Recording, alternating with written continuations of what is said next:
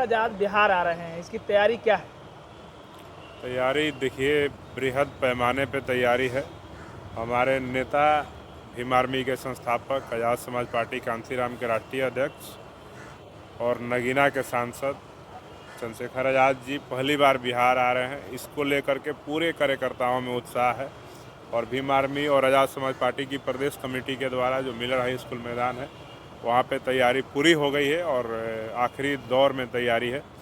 और उसको लेकर के बिहार के 38 जिला से सब लोग अपने अपने साधन और संसाधन से, सबसे अच्छी बात यह है कि सब लोग अपने साधन और अपने संसाधन से, किसी भी ज़िला में किसी को ना पैसे देने की आवश्यकता पड़ी, ना किसी को खाने देने की आवश्यकता पड़ी। सब लोग अपने साधन संसाधन से, अपनी गाड़ियों से, जो भी साधन उनके पास हैं आने को, कोई ट्रेन से, कोई अलग अलग तरीके से, बस से, 4 व्हीलर से, कई लोग मोटरसाइकिल से आ रहे हैं। जो पटना के नज़दीकी लोग हैं वो पैदल भी, महिलाएं बहुत सारी आएंगी हज़ारों की संख्या में। तो बहुत ज़बरदस्त तैयारी है अपने नेता, अपने भाई को सुनने के लिए, उनका स्वागत करने के लिए। और कल का कार्यक्रम जो है 2025 का जो विधानसभा चुनाव होने जा रहा है उसका एक ट्रेलर आपको दिखाया जाएगा और उस ट्रेलर को आप देखिएगा। बड़ा शानदार कल का कार्यक्रम होने वाला है और अपने नेता के स्वागत में और पूरे बिहार के जो कार्यकर्ता, पदाधिकारी, महिलाएं, युवा, बुजुर्ग, जो लोग भी आएंगे अपने भाई को, अपने बेटे को सुनने के लिए, वो सब लोग कल एक ऐसा दिशा निर्देश पाएंगे जिससे बिहार में बहुजन राजनीति को एक नई दिशा दिया जाएगा।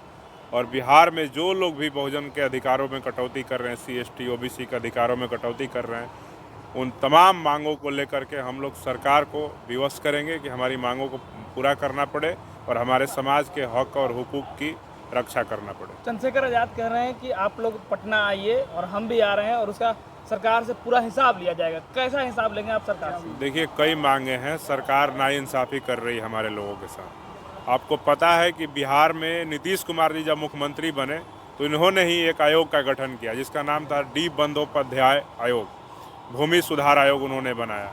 भूमि सुधार आयोग में डी बंदोपाध्याय भूमि सुधार आयोग ने जब अपना रिपोर्ट सौंपा, उस रिपोर्ट में उन्होंने स्पष्ट तरीके से बोला कि बिहार में 21 लाख एकड़ ज़मीन जो है, सरकारी ज़मीन जो है, खाली पड़ा हुआ है और उस ज़मीन पे अवैध कब्जा है या किसी तरह का उसको लोग इस्तेमाल कर रहे हैं, जो भूमाफिया हैं उनके द्वारा।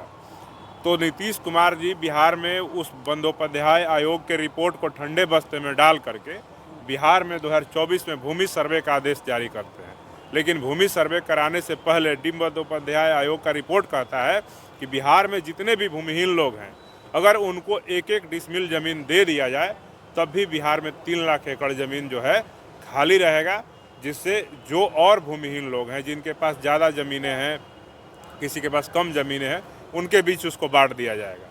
लेकिन नीतीश कुमार भूमि सुधार आयोग, जिसको उन्होंने खुद ही गठन किया, उसकी रिपोर्ट को ठंडे बस्ते में डाल करके भूमि सर्वे करवा रहे हैं, जिसमें आपको पता है कि बिहार के अंदर 55% से ज़्यादा SC, ST समाज के जो लोग हैं उनके पास रहने को घर नहीं है। कोई सड़क किनारे, कोई नाले किनारे, कोई नदी किनारे, कोई नहर किनारे झोपड़ी बना करके रह रहा है और आप भूमि सर्वे करवा रहे हैं। तो हम नीतीश जी से सवाल पूछना चाहते हैं कि हमारे पास जब भूमि है ही नहीं, हम तो सड़क किनारे, नहर किनारे, नाले पे रह रहे हैं, नदी किनारे रह रहे हैं, हमारे पास भूमि ही नहीं है, तो आने वाला जब दोबारा सर्वे होगा तो हमारे पास भूमि नहीं है तो हम तो अपना सर्वे में लिखवाएंगे नहीं। का जो 2018 में ही वादा किया। हाँ, नीतीश जी 3 डिसमिल का वादा किए।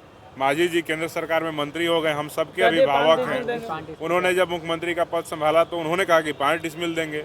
लेकिन दोनों जो वादे हैं, हम पूछना चाहते हैं कि दोनों वादों का क्या हुआ, काहे नहीं पूरा हो रहा, क्यों नहीं हो रहा है पूरा? इसको एक मामला ये है। दूसरा मामला है बिहार में 2011 के जो वैकेंसी के होम गार्ड के जवान हैं, जो लिखित परीक्षा पास कर लिए, फिजिकल पास कर लिए, मेरिट लिस्ट में आ गए, उन सबको नियुक्ति नहीं दिया जा रहा है बिहार की सरकार के द्वारा। और उसमें हज़ारों स्टूडेंट हैं जिनका भविष्य दाव पे लगा हुआ, कई का उम्र एक्सपायर हो गया, आपकी वैकेंसी के इंतज़ार में कि आप कब रिजल्ट दीजिएगा, कब उनको ज्वाइनिंग कराइएगा, उनका मामला है। दूसरा मामला है, तीसरा मामला ये है कि बिहार में चौकीदार और दफ्तार की जो नियुक्ति की प्रक्रिया है उसको नीतीश कुमार की सरकार ने बदल दिया है। और बदलने से इस बिहार के जो चौकीदार और दफ्तार पहले बनते थे, जिस भी जाति वर्ग के लोग, उनके अंदर एक बड़ा आक्रोश है। तो नीतीश कुमार जी से मांग है और उनके गठबंधन में भी कई ऐसे नेता हैं जो चौकीदारों के हित में खड़ा होने का बात करते हैं, उनको बरगलाने का बात। चिराग पासवान कह रहे हैं, चिराग पासवान के रहते शायद कोई चौकीदार दफादार की नौकरी समाप्त नहीं कर सकता। तो भैया हम पूछना चाहते हैं, लगातार लड़ाई हम पूछना चाहते हैं उन नेताओं से जो ये ऐसा बात कहते हैं कि आप मुख्यमंत्री जी के साथ अभी गलबहियाँ कर रहे हैं और आपकी उनकी तमाम योजनाएं और आप विकास पुरुष बता रहे हैं। तो हम आपसे पूछना चाहते हैं, जब 2020 का विधानसभा का चुनाव हो रहा था उस वक्त आप किस बात को देख करके, किस कमी को देख करके नीतीश कुमार के खिलाफ खड़े हो गए थे? यहाँ तक आप कह रहे थे कि हम नीतीश कुमार को जैसी सत्ता में आएंगे तो जेल भेज देंगे, लेकिन आज आपको नीतीश कुमार अच्छे लग रहे हैं जो चौकीदारों दफदारों के हित में कोई काम नहीं कर रहे हैं, उनकी नौकरियों को खाने का काम कर रहे हैं, उनके जीविकोपार्जन के साधन को ख़त्म करना चाहते हैं, आप उनके साथ खड़े हैं। ये मुद्दा है। एक मुद्दा है कि बिहार में ताड़ी व्यवसाय के नाम पे हजारों के संख्या में एससी समाज के जो खास करके पासी जाति के लोग हैं जो ताड़ी का व्यवसाय करते थे, उनको जेलों में भेज दिया गया और उन पे मद्य निषेध कानून लगा करके अभी भी जेलों में सड़ने को मजबूर हैं। तो नीतीश कुमार जी से हम पूछना चाहते हैं कि बिहार में अगर आपको लगता है जैसे आप शराबबंदी करवाए हुए हैं, तो शराबबंदी में आप तमाम नियम प्रावधान कर दिए कि बिहार में कोई दारू का दुकान नहीं रहेगा। तो जब दारू का दुकान नहीं रहेगा तो दारू नहीं मिलेगा और जो दारू बेचेगा उसको जेल भेजेंगे। तो बिहार में अगर आप ताड़ी पे प्रतिबंध लगा रहे हैं तो उसके पहले जैसे दारू दुकान को समाप्त कर दिए, उसी प्रकार से बिहार के सारे ताड़ के पेड़ों को कटवा दीजिए, कोई ताड़ी नहीं बेचेगा। ताड़ का पेड़ रहेगा तो पेड़ एक प्राकृतिक वृक्ष है और उस पर कोई भी जा करके उसका फल, उसका जूस निकाल करके पी रहा है। हम तो अभी तक नहीं सुने हैं कि कोई ताड़ी पीने से बीमार पड़ गया, ताड़ी पीने से कोई मर गया।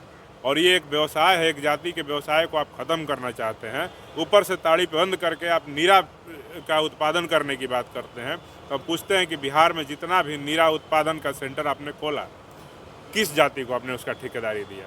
अगर आपको इतना ही पासियों के ताड़ी बेचने से दिक्कत है तो पासी समाज के जो ताड़ी बेचने का अधिकार था, पेड़ से उतारने का काम था, उस तमाम जो नीरा केंद्र खोले हैं, सारे नीरा केंद्रों को आप पासी समाज के लोगों को अलॉट कीजिए, वहीं नीरा का उत्पादन करेंगे, वहीं सब लोग करेंगे। तो मुझे लगता है कि ताड़ी पे प्रतिबंध लगाने की आवश्यकता नहीं पड़ेगी। एक सवाल है कि आप कह रहे हैं कि बिहार में विधानसभा चुनाव होने वाला है, उसकी तैयारी आप लोग एक झलक दिखाना है, क्या मतलब किससे गठबंधन, किससे बातचीत? देखिए, गठबंधन का अनुभव हम लोग का बहुत बेहतरीन अब तक नहीं रहा है। हम लोग अपने दम पे अपना मुकाम, अपने पैर को मजबूत करने के लिए, अपने संगठन, अपने पार्टी को मजबूत करने के लिए हम लोग अभी मेहनत कर रहे हैं। और भीम आर्मी ने इस देश में इतिहास बनाया है बिना किसी गठबंधन के। ना हमने राहुल जी का सहयोग लिया, ना अखिलेश जी का सहयोग लिया, ना तेजस्वी जी का सहयोग लिया, ना मोदी जी का सहयोग लिया, ना ममता जी का सहयोग लिया, ना योगी जी का सहयोग लिया, ना अमित शाह जी का सहयोग लिया। फिर भी हमने इस देश में अपने नेता चंद्रशेखर आज़ाद को 1.5 लाख से ज़्यादा मतों से जिता करके सदन में भेजने का काम किया। तो भीम आर्मी इस देश में जितना संघर्ष कर रही है पिछले 10 वर्षों में, उसको देख करके एससी, एसटी, ओबीसी, धार्मिक अल्पसंख्यक, मुस्लिम, सिख, जैन, ईसाई जो लोग हैं, जो न्याय पसंद लोग हैं, संविधान पसंद लोग हैं, वो सब लोग आने वाले समय में भीम आर्मी, आज़ाद समाज पार्टी को अपना करके आने वाले समय में अपने दम पे भीम आर्मी के और आज़ाद समाज पार्टी के सैकड़ों के संख्या में विधायक होंगे, उसके एमपी होंगे। आने वाले चुनाव में रिजल्ट दिखेगा। जिनको गठबंधन करना, जिनको लगता है कि नहीं हमको भीम आर्मी को साथ में लेने से हमारा भला हो जाएगा, तो वो लोग हमसे बात करने के लाएंगे। हम लोग अभी कोई प्रयास नहीं। तो जगह कहाँ है? दलित नेता बिहार में तो जीतन राम मांझी, चिराग पासवान सब उधर हैं, जगह कहाँ है? देखिए, हम यही तो कह रहे हैं, आप जीतन राम मांझी जी और चिराग पासवान जी कहाँ हैं, ये सबको पता है, ये समाज को भी पता है। तो हम पूछना चाहते हैं ना कि मांझी जी दलित नेता तो है ना भाई बिहार में, तो हम नहीं दलित नेता कह देना, दलित हो जाना, दलित नेता और दलित समाज का हितैषी हो जाना थोड़ी होता है। तो हम यही कहेंगे कि इन लोगों से पहले सवाल समाज पूछता है ना, मांझी जी अपने समाज का विकास के लिए क्या किए? अगर उनके अंदर समाज को लेकर इतनी मुखरता होती और इतना संजीदा होते तो मांझी जी खुद मंत्री बन गए, एक बेटा को भी मंत्री बना दिए, एक विधायक का पद खाली हुआ, उनके एमपी बनने से वहाँ पे बहू को लड़ा दिए। तो अपने दूसरे समाज के किसी अपने ही जाति के दूसरे गरीब मुसहर समुदाय के लोगों को लड़ाना चाहिए था, लेकिन वैसा वो कर नहीं रहे हैं। तो ये सीधे तौर पे कि ये लोग परिवार चलाने के लिए समाज का नाम लेते हैं, दलित समाज का नाम लेते हैं, बाकी कुछ नहीं है। और चिराग पासवान जी की जो राजनीति है ये किसी से नहीं छुपी है, ये या तो परिवार के हैं या पैसा के हैं। तो ये समाज हित ऐसी नहीं हो सकते हैं।